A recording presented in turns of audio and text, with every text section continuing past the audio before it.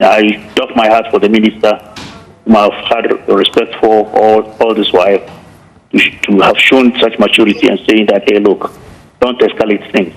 As I said earlier on, you remember, I said most of these things either are intentionally done or innocuously done, but they generate some kind of instability in some countries. Some ambassadors would have also been that intemperate. I remember we had one like that, also in the British High Commission.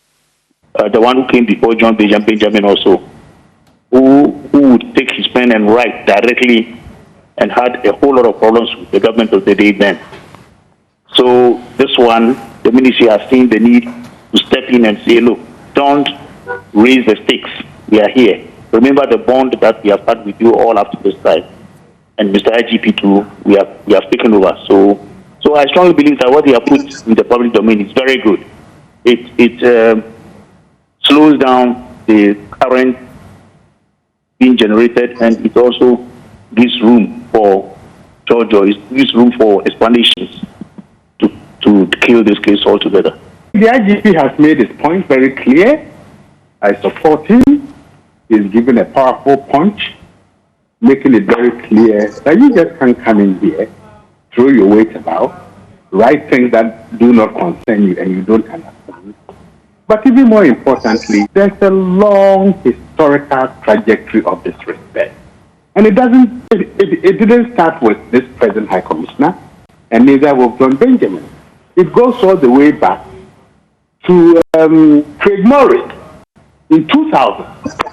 So over time, people who have watched the space about how British diplomats think we are still their hunting ground, here they come to dip their beak in the diplomatic waters and then misbehave towards us, thinking that we will keep quiet and let it go. The maturity that Vladimir is talking about is maturity a little too late and a little too small. I agree with him that for the foreign ministry, that is their business, to dampen things. But you see, they ought to have acted quickly when the High Commissioner started behaving in ways that probably is not part of good diplomatic practice. Right. So you have been listening to the Professor Kwesi Enin.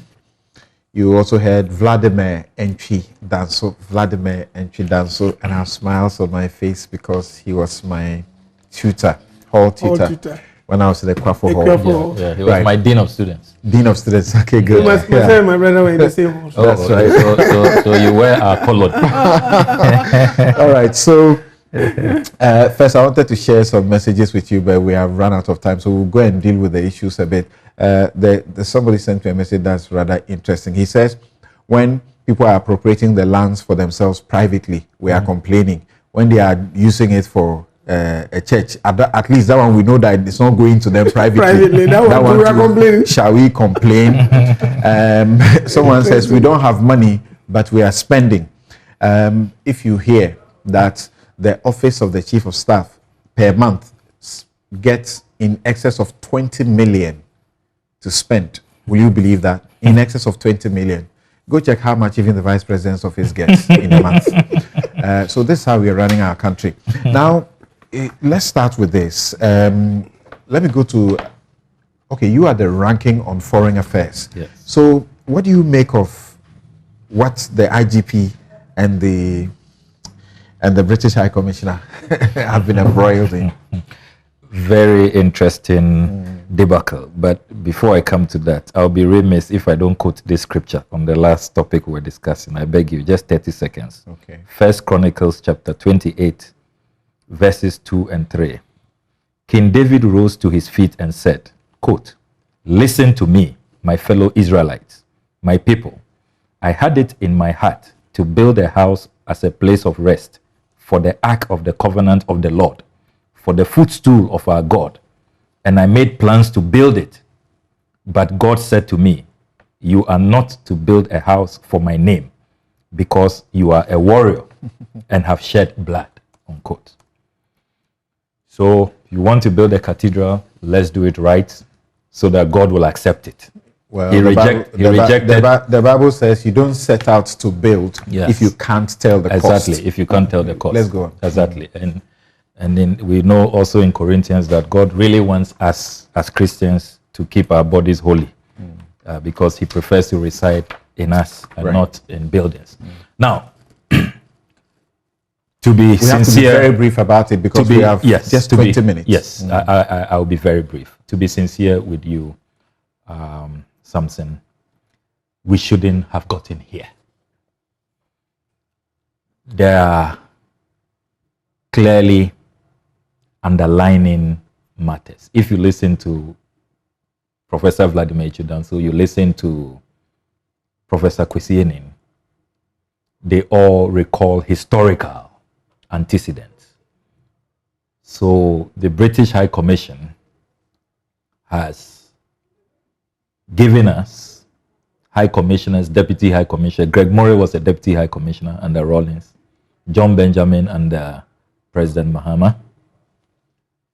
It appears to me that we are visiting the sins of these former diplomats on Her Excellency Harriet Thompson. Harriet Thompson's tweet, I have maintained, is innocuous. To say that Bakavomawo, Fix the Country convener, arrested again, I will be interested to see how this goes. That's all the tweet said. It was not a question. She said, Oliver Bakavomawo, convener of Fix the Country movement, arrested again, comma. I understand for a motoring offense on his way to court. I will be interested to see where this goes. Yes, I'll be interested to see where this goes. I don't see... This is not meddling in our affairs? No, I don't see internal affairs. There's been an ICJ decision on meddling. It has to be active. I mean, if the High Commissioner had taken steps to probably grant him asylum or say that, look, come to ignore the invitation or the summons and come seek refuge in my High Commission, and so that is my territory, and under international law, you know that, then the Ghanaian government cannot, proceed further, then that will have been meddling. So it's innocuous, but it's a historical, situation of all of these her predecessors. Like the IGP says, does this comment not suggest that our systems are not working and that perhaps Bakavomawo is being persecuted unnecessarily? Because he was going to court on that day, and then the charge that was given him was that he was driving on he was breaching the markings, road markings. Yes. He was not alone. They say other people were arrested. I mean, perhaps the High Commissioner could have raised these matters through the usual diplomatic channels, through the foreign ministry. Yes. Then the IGP as well. Yes.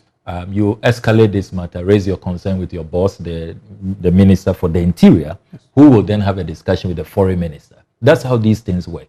It does appear to me that, there have been all manner of, if you like, excesses because of emotions and anger. If you read the IGP statement, the 4-page statement carefully, you see a lot of emotion. It was biased. He said that her comments were biased, uninformed, and the worst part is Deufiasem. Yes. I mean, look, a security chief doesn't talk to a diplomat that way, particularly when one of our threats now is terrorism. All our neighbors have been attacked, and we are talking about sharing intelligence. The Accra initiative is all about intelligence sharing. And you need all of these partners, to share intelligence with you, to help you. And I know of the extensive support that we are receiving from our international partners. So that Deufiasem, was going too far. I think that the IGP overreached. He went overboard. He should have had a discussion with the Interior Minister. Then the Foreign Minister will come in. So I commend the Foreign Ministry for the statement they have issued. The Foreign Ministry is now showing leadership, is de-escalating, and is seeking to, achieve some rapprochement. Yeah. And I think that's all right. the way. Professor Piaget, did Dr. George Akufo Dampari do anything wrong? The statement said, ordinarily, the Ghana Police Service would not have responded to comments such as yours, obviously made from either a biased or uninformed position. However, we have learned from a previous painful experience that it has not been helpful to ignore such misguided, unwarranted, and biased comments intended to tarnish the reputation of the Ghana Police Service and that of our country. So this is why he was responding to her. And he said also that, what is more, we consider your tweet as a violation of the Vienna Convention on Diplomatic Relations 1961, which enjoins diplomatic missions not to interfere in the internal affairs of their host country. The IGP is concerned. We all agree he's doing a good job trying to bring some sanity. I know people who are beginning to nitpick on some of the excesses and blame him that he's actually worse. It's not the best of IGPs we can have. But we all can confess that this IGP deserves all our support because he's bringing some sanity. I think the IGP, first of all, is not a diplomat. And so we may excuse some excesses with regard to the tone of the letter. However, I'm completely in agreement with the fact that he had to intervene, and he intervened. Because one, the Ministry of Foreign Affairs should have done that first, because the tweet clearly constitutes interference in the internal affairs of Ghana. That is clear in the Vienna Treaty on Diplomatic Relations. Article 41 is clear that as a diplomat, you're not supposed to interfere in the internal affairs of other countries. However, that position has been punctured, or there's a way around it where if it's about a serious human rights violations, for example, other states are allowed to comment on, and you cannot claim interference. So in my opinion, that doesn't fall into that category. So it's clear that the High Commissioner has remarked constitutes interference in the internal affairs of Ghana. The same convention also talks about the fact that the ambassador can collect information or ascertain legally, the word used is legally ascertain developments in the country. But that information is to be reported to the governments of the sending states, not to be disseminated through a tweet. And so while the High Commissioner may have found some information through her ascertainment, which is required by the Vienna Convention on Diplomatic Relations, she's not supposed to put it in that language and put it through a tweet.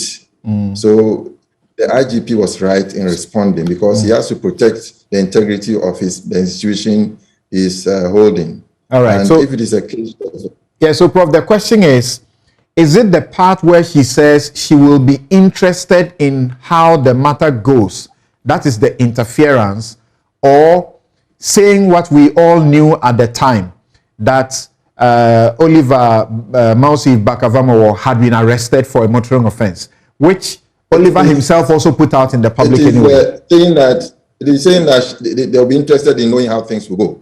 It's as if they are the overlords and we are in a social relationship with them, and they are controlling, watching over us and telling us what to do and what not to do. That is where the interference is. People have asked the question, really. They are paying for literally everything you are doing around. If you check the security agencies, we have just been told how many vehicles they are bringing to assist our security. There are many high-profile, things I have moderated or even hosted, and I discovered that they are paying for literally everything in this country, and the government is only paying salaries. So what is the issue of interference? I know, for example, in the justice delivery system, they play a lot of roles financially, helping out to do a lot of things, even setting up courts. Well, one thing we should note is that there's nothing like a free lunch. And there has been this relationship that has been built even right from the time of slavery through colonialism up to now. And it has never worked for the good of the colonized or those who were enslaved or in this period of neocolonialism.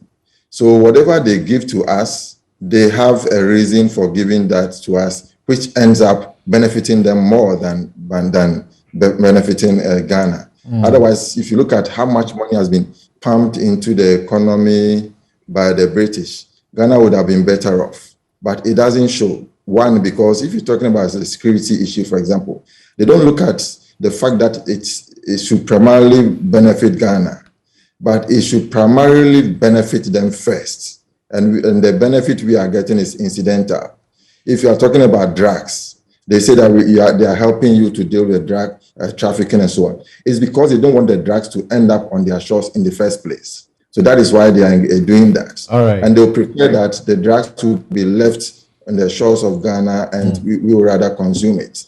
Number two, if you look at trade and if you look at trade relations, it has always not been our interest. We are still in a colonial monoculture economy and we are exporting raw materials to them. They will manufacture and send them back to us. If they are giving us aid, according to some statistics, about 87 cents of every dollar that is sent to a developing country goes back to the aid donor. So what are we benefiting from? So I think that in that sense, we are not enjoying anything special that we should say that we should kowtow and not respect, for them not to respect our sovereignty. That is critical. What is the difference that should be drawn between a high commissioner speaking and, for example, the U.S. State Department visiting our prisons, checking our human rights records and issuing statements each year, and like they issued not long ago, telling us how bad our situation was and corruption was in the country? Yes, I made the point that each country enjoys sovereignty, but this sovereignty is not absolute.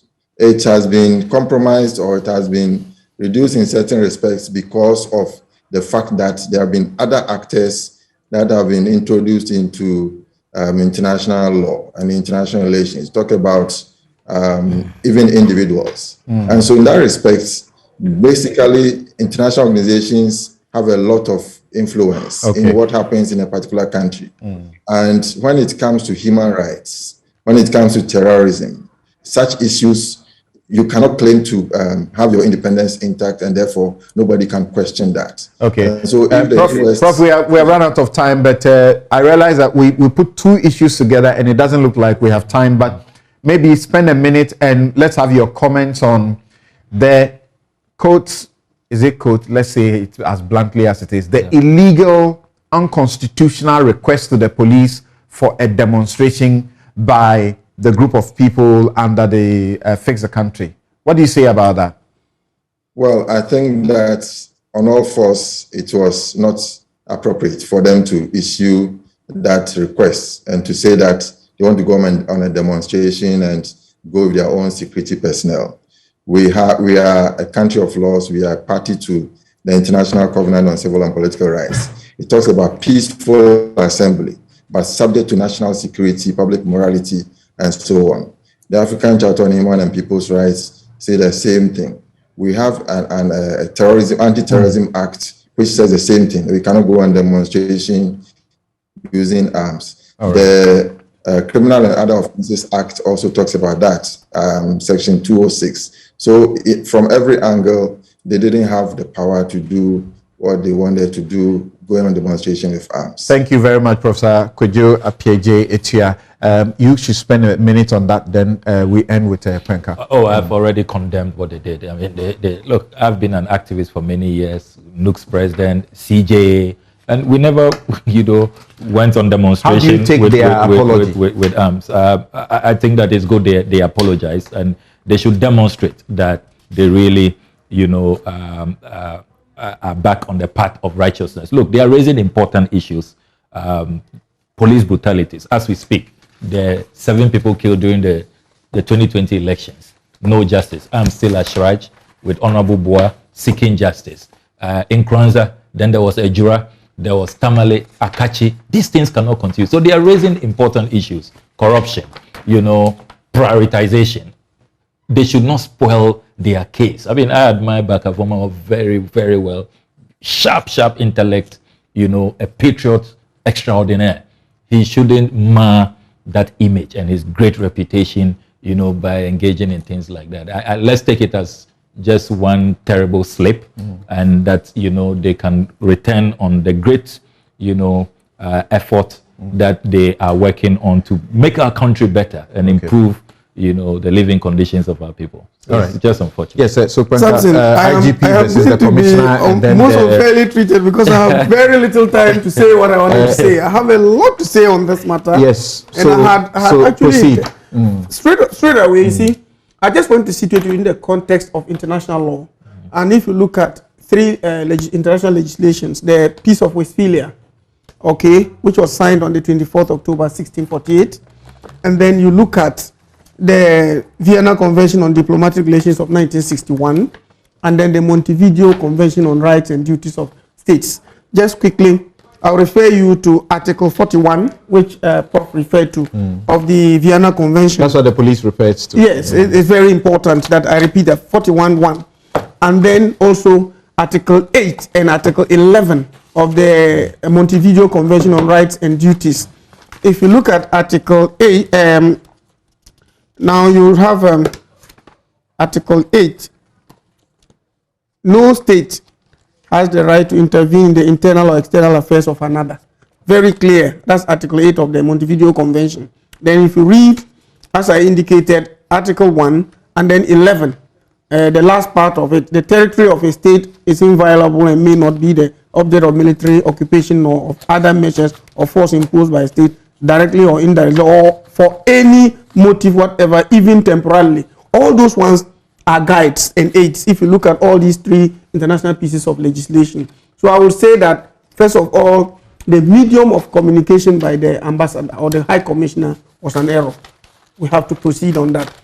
Maybe the response may have been high-handed by the IGP and could have been channeled maybe through the diplomatic channels of using the Ministry of Foreign Affairs. But I would say that someone goofed and then the response had to come. And so it is only a guide for us moving forward because we are all independent and sovereign entities, and one should not be seen as supervising the other in the running of internal affairs. Okay. That would be contrary to laid down rules of international law as known by all of us. Okay. The demonstration. The demonstration, when I read, I sent initially the letter they sent. I sent a copy to a little boy of mine. He read it and then we had a very good laugh. The exchanges we had to do. Yeah. I mean, some of the things were scary, isn't it? Unmitigated disaster. It was a complete disaster. I don't know what happened. And you know what? What shocks me most is the first time I encountered Oliver Bakavoma was on this platform. Yeah. And you interviewed him. Yeah. Now when I listened to him, very articulate, very intelligent, and very sharp. Great guy. And the things that I heard that he wrote, he authored. I must be honest with you, I thought that there was something else that I didn't know. Because I didn't believe that this was coming from an astute lawyer like that, somebody, a researcher. That could not have come from him. We could have pardoned any other citizen who wrote any such letter, but not a lawyer of his caliber. So you don't take out his apology? No, I think that his apology has come, but he shouldn't have done it at all. Right. He shouldn't have done it at all. But the apology, we all take it in good faith and move on. All right. Thank you all so very much. You've been watching and listening to Newsfile. This is your most authoritative news analysis platform. With me, Samson Ladia Yenini, and my guest, we had Mary Awalana Ada, Programs Manager, Ghana Integrity Initiative, Professor Kojo Apieje-Tua, School of Law, University of Ghana, Samuel Okudzeto Ablakwa, MP, North Tongue, and Ranking Member, Foreign Affairs Committee of Parliament, Joseph Dindiok Pemka, former Deputy Attorney General and Minister for Justice.